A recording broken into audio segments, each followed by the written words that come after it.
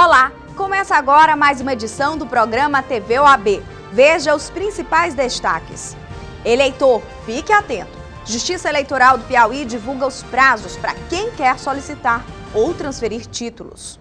E mais, a OAB Piauí está em festa. A ordem completa 80 anos de existência com grande atuação no estado.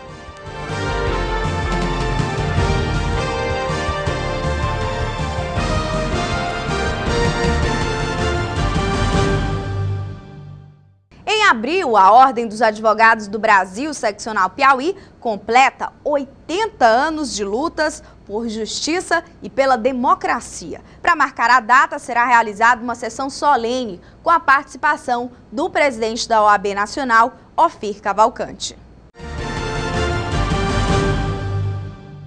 Em 25 de abril de 1932, foi realizada a primeira reunião do Conselho Seccional Piauiense da OAB na antiga Faculdade de Direito do Estado. Em razão deste marco histórico, este ano, a Seccional Piauí completa 80 anos de sua criação. Vamos conversar, então, com o ex-presidente da OAB Piauí, agora conselheiro federal, Norberto Campelo. Então, doutor, como deve ser a comemoração desses 80 anos da Seccional Piauiense? Eu entendo que ela deve se dar de maneira muito intensa, porque é uma data muito significativa. São 80 anos de história, uma instituição que participou dos momentos mais importantes também da história do nosso estado e da história do nosso país, e acho que é muito oportuna esta iniciativa do atual presidente Sigifroi de comemorar essa data, inclusive fazendo uma homenagem a todos os ex-presidentes, que eu acho que é muito gentil de sua parte, né, tendo em vista que é um momento também para se resgatar um pouco dessa história, para se discutir aquilo que foi feito e, obviamente, traçar metas também para o futuro, já que essa instituição ainda pode fazer muito mais. No dia 24 de abril, um dia antes, então, dos 80 anos, vai haver uma sessão solene na Assembleia Legislativa e outros eventos durante o dia, mas à noite vai haver também uma sessão na OAB, inclusive com a presença da Direção Nacional da Ordem, né, que vai estar aqui. Isso dá um significado ainda maior para este momento. A direção da OAB estará presente no Piauí para prestigiar a comemoração dos seus 80 anos.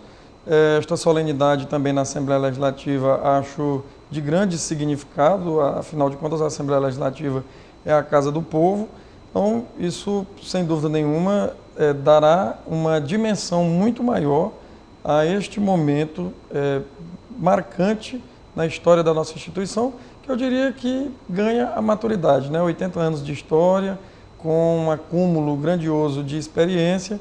Então, sem dúvida nenhuma, é um momento muito importante para todos os advogados do estado do Piauí, para toda a sociedade piauiense, haja vista a importância da ordem na vida de todos nós. Voltando para a homenagem, foram 23 ex-presidentes, inclusive o senhor, durante esses 80 anos da instituição.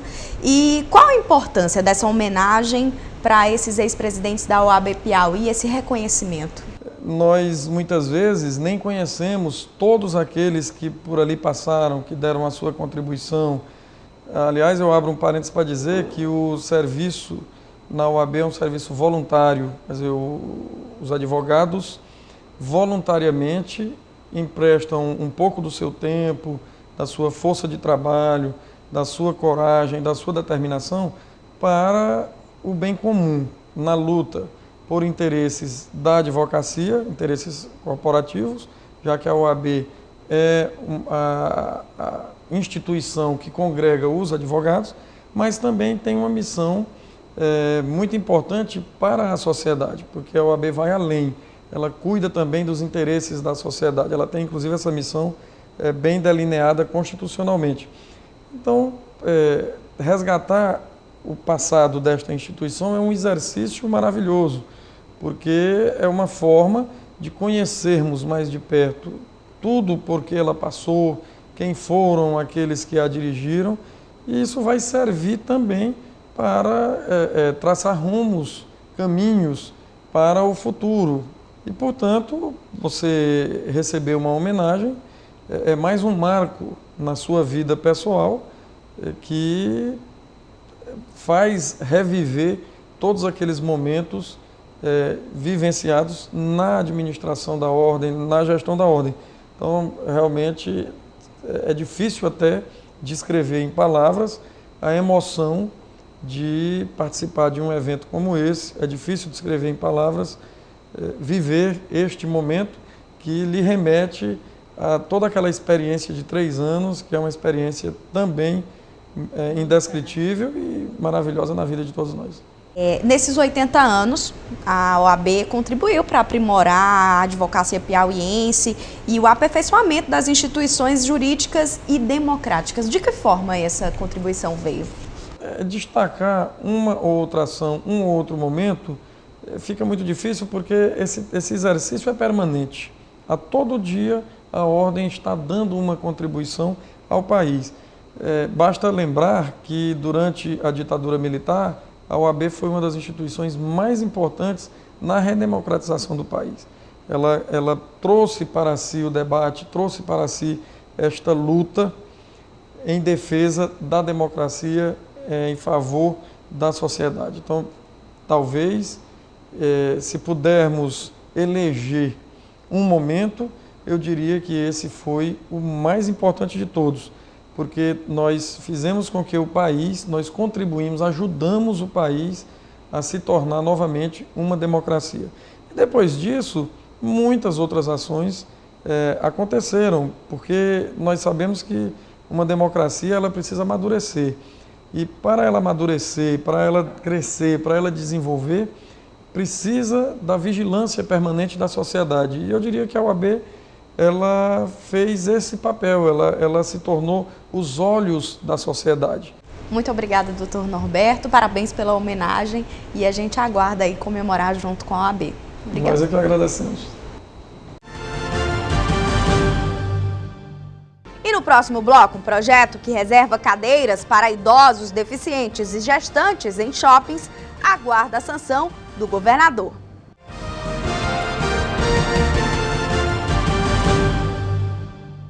Os bacharéis em Direito da Faculdade FAET visitaram no último dia 12 a sede da Ordem dos Advogados do Brasil, seccional Piauí. Os formandos foram recepcionados pelo vice-presidente da Ordem, Nelson Nunes Figueiredo, que falou do orgulho em receber as turmas, professora Fabíola de Moura Cérvulo e Formando e Transformando o Direito, na Casa da Cidadania. A mesa de trabalhos da solenidade foi composta ainda pelo conselheiro seccional Sebastião Rodrigues Júnior e pelos membros da Comissão de Direito Eleitoral Igor Cavalcante e Alex Noronha Monte.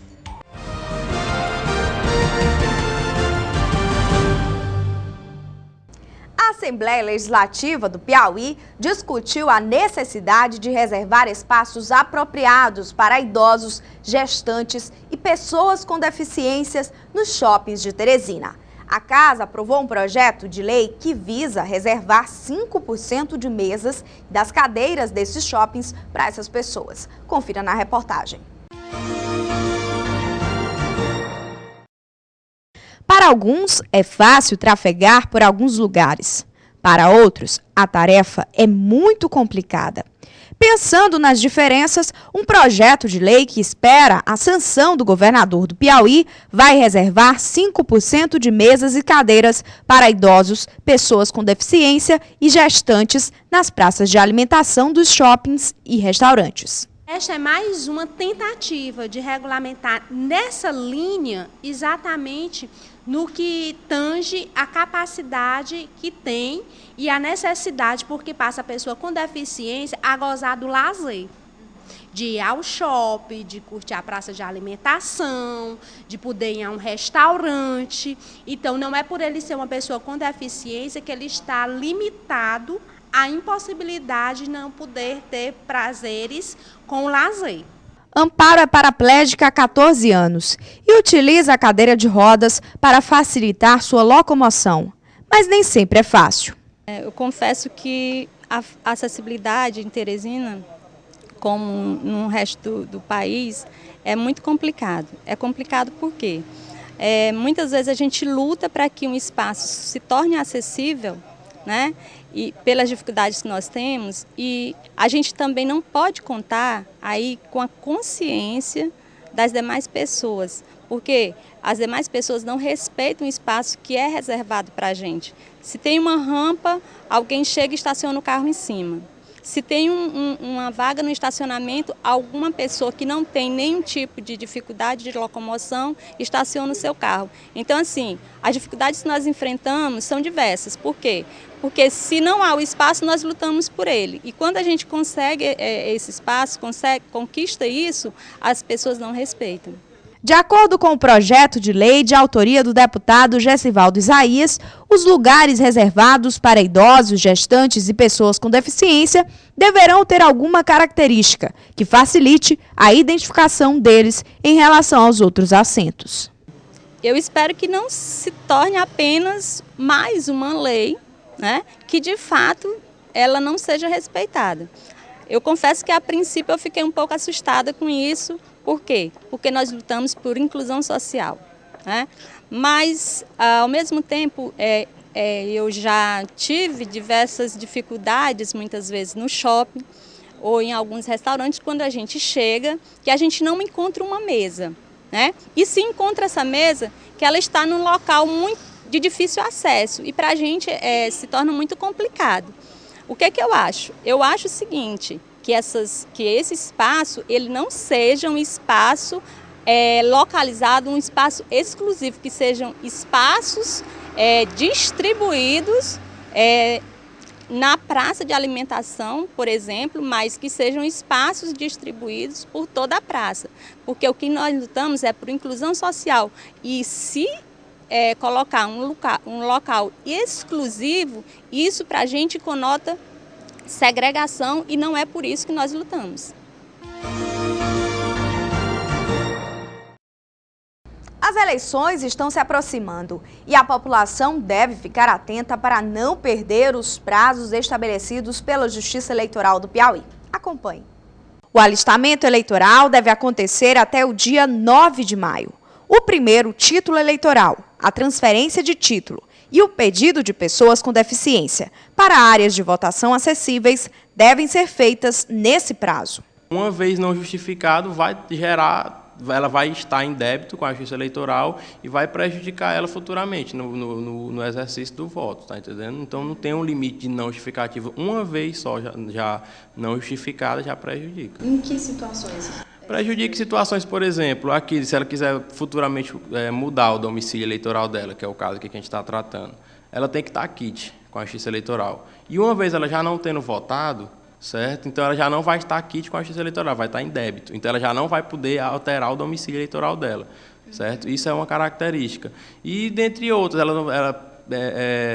ela vai ter que prestar esclarecimentos junto lá ao juiz eleitoral e talvez possa até vir a ter cerceado o seu direito de voto em futuros pleitos. As zonas onde acontecem os procedimentos para o alistamento eleitoral deverão ter plantão no período que antecede o fim do prazo. Nós sempre temos todo ano, né, um atendimento diferenciado nessa época.